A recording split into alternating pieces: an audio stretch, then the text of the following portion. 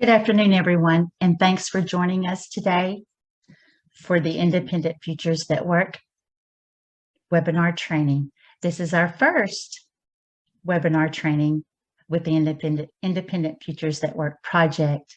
My name is Karen Lutrick. I am a parent mentor with the Center for Exceptional Families, the Arkansas Parent Training Information Center. I am also the Arkansas State Lead with the Independent Futures that Work project. Today, I would like to introduce the Independent Living Here We Come checklist.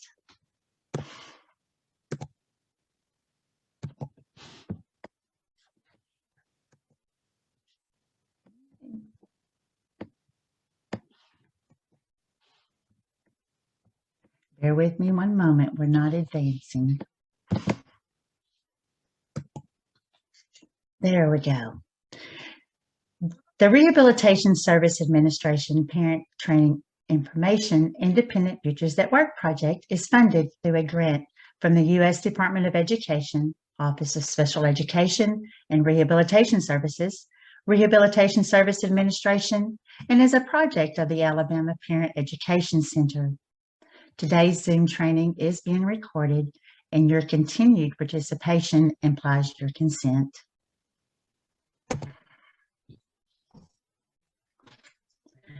Independent Living Here We Come was developed by the Independent Futures that Work project in collaboration with the Parent Training Information Centers from Alabama, Arkansas, Louisiana, Mississippi, Oklahoma, and Texas. The checklist is to be used by youth and young adults with disabilities and their caregivers to review skills needed for independent living, those skills the youth is able to do, and those they have not yet mastered. The checklist format allows the user to check off skills as they are mastered. It should be noted that not all youth and young adults will be able to master all skills on the checklist due to differences in ability levels. The checklist identifies skills under 13 broad skill areas, which include self-care, clothing care skills, insurance skills, food prep cooking skills, financial management skills, housekeeping home maintenance skills, safety skills, healthcare skills, transportation skills, self-determination, self-advocacy skills, organization, time management skills, citizenship skills, access community services and relationship skills, and assistive technology skills. When should you use this checklist? The checklist should be used when your youth is able to start learning these skills, perhaps when they're entering high school, as these skills can inform community and/or independent living goals, which are developed within the individual education plan in the transitioning process and/or development plan. When your youth is preparing to live independently, and you want to ensure that they are prepared and ready to live independently. You can use this checklist first off by reviewing skills identified on the checklist. Mark off any of the skills you have actually witnessed your youth perform. Discuss the other skills with your youth or young adult to see if they have even tried the unmarked skills. Ask them to demonstrate the skills to see if they can actually do those skills. Begin working in helping your youth or young adult learn and master the skills not marked off on the checklist. Mark each skill on the checklist as your youth or young adult masters it, keeping in mind that depending on their unique needs and characteristics of their disability, that not all skills on the checklist will be able to be mastered by everyone. The checklist starts with self-care, clothing, care skills. Here you will see a list of those skills that one would utilize in caring for their own body and clothing. I found it interesting in raising my children and my child with a disability that a lot of these skills were learned by observation. One day, as my son Ben was doing his laundry, I noticed that he would take an item out of the washing machine and shake it and then put it in the dryer. And I found that interesting because I don't recall going over that process with him and teaching him how to do his own laundry. And so I asked him, I said, "Hey, Ben, why are you doing that?" And he looked at me and he said, "Because you do." So I learned in the process of this that a lot of the learning takes place within the observation. And so our children and or individuals, of course, learn not only by doing, but also in observation.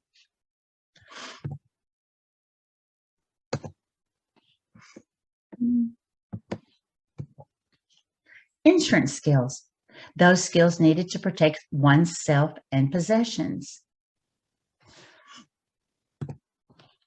Food prep and cooking skills. It's important in the how to prepare meals, also to learn how to plan for these meals, developing a grocery list, taking them to the store perhaps and actually allowing them to purchase those items that are on their list. And of course, all the other items that are identified here on the list also. Financial management skills. I understand today, majority of our transactions take place with debit cards and or credit cards. But it is always important, I feel, that the individual know how to utilize coins and bills, cash appropriately likewise. Another method that I utilized with Ben and taking him shopping with me was to, as long as stocking is done appropriately, but to always comparison shop and utilize,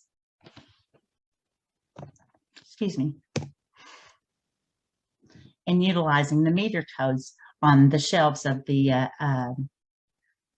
aisles and purchasing groceries, and noting to him the difference in the pricing per item, and being able to determine which perhaps would be the best manner for him to purchase and saving the most money. I also learned that it was important to remind him to always save his receipts in case he would need to return an item, and to always note that on the back of that receipt would be the return policy for that particular item and or that particular store.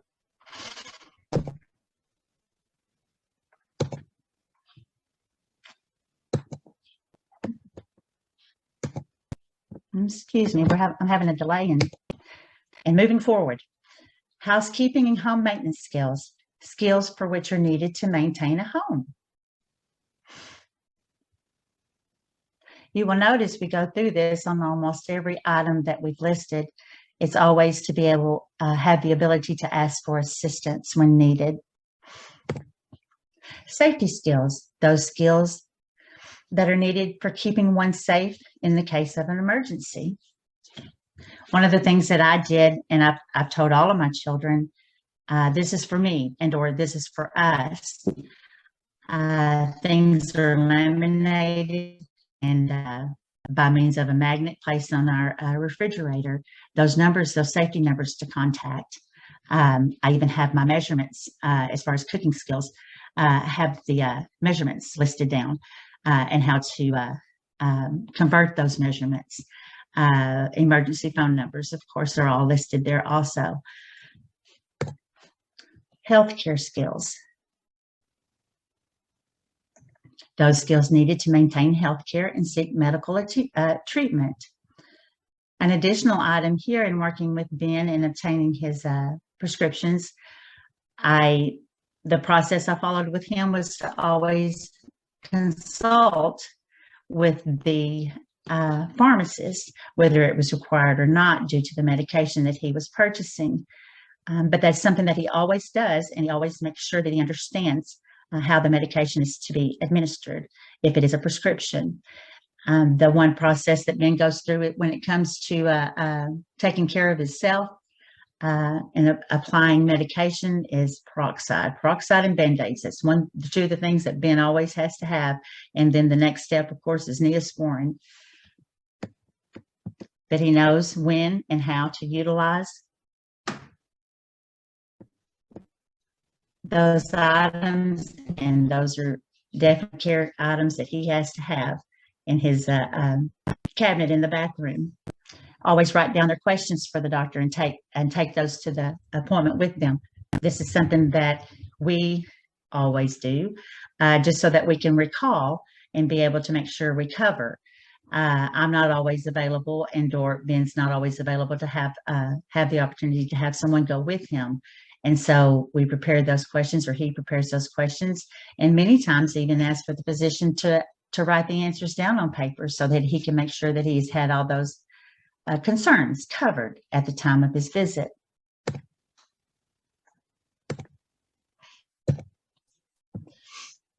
In check and chat, I noticed that some individuals are asking about the PowerPoint, and we're going to get to that as far as you having access to the PowerPoint.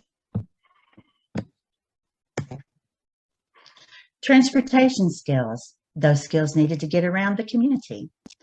With Ben, there was a time, and numerous times, that we actually just took a day or half a day off and we rode the city bus, rode it around town. We got off at different locations and we got back on different at different locations, depending on where we wanted to go.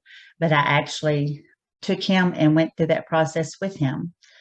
I was away one day at work, with work, and I got a text from him. He was informing me that he had called for a cab because he wanted to go somewhere. I was amazed that he took the initiative to do that.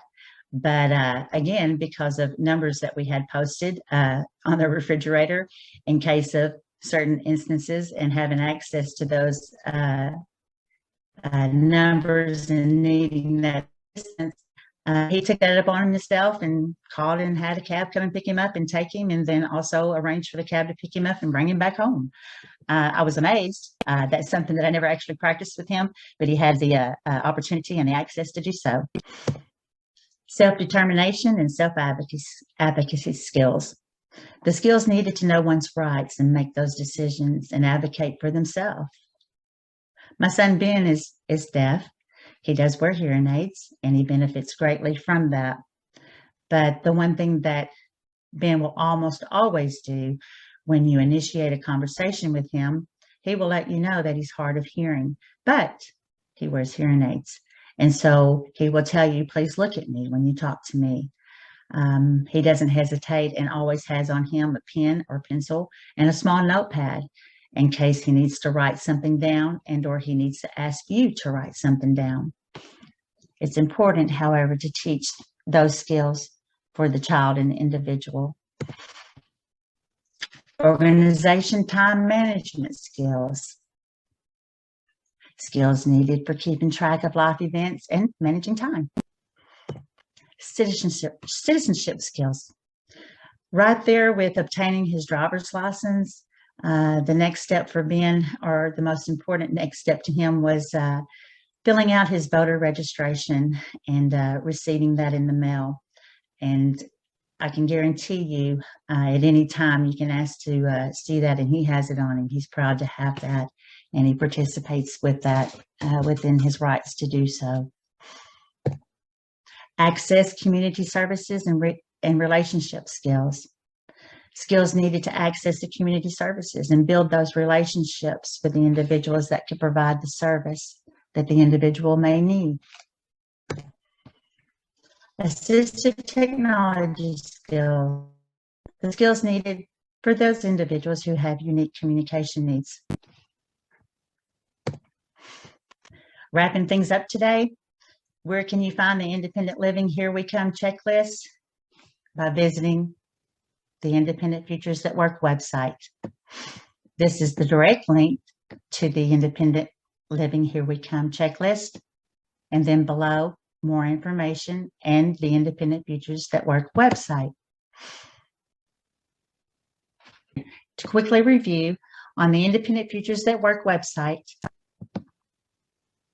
you can obtain today's checklist that we have reviewed by clicking on Living Independently and then scrolling down to the Independent Living Here We Come, clicking there, and then downloading that checklist. Hopefully now I'm back on to the PowerPoint presentation.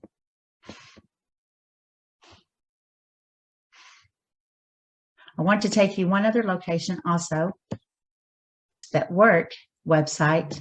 You will see here you can find help in your own state. If you click there,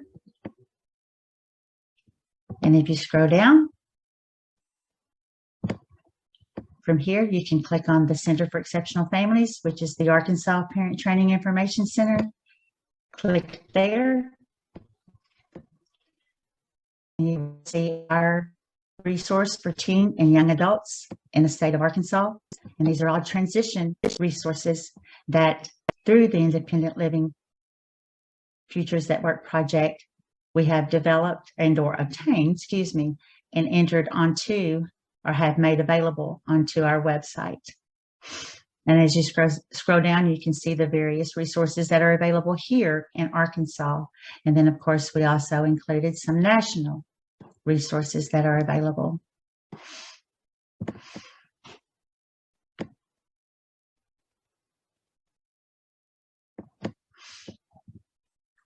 At any time, as your time allows, and you're able to review the Teen and Young Adult Resource tab on the Center for Exceptional Families website, you notice that perhaps there are Arkansas resources that are available for those transitioning between the ages of 14 and 26 that perhaps aren't on our list. Please do not hesitate to let us know, and we are more than happy to include those onto this list.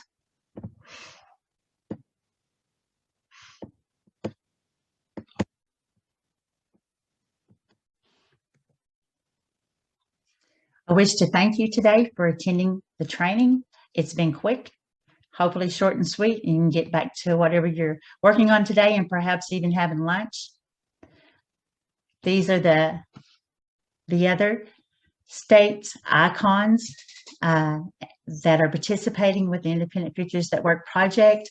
They are all members of the Region B Parent Training Information Centers. And if you will, please, well, let me do this right quick, paying attention to what I have here. Check the questions and answers, and I think that has been cleared as far as my lack of skills and doing a webinar and a presentation in regards to the screen share. Hopefully that all came through for everyone.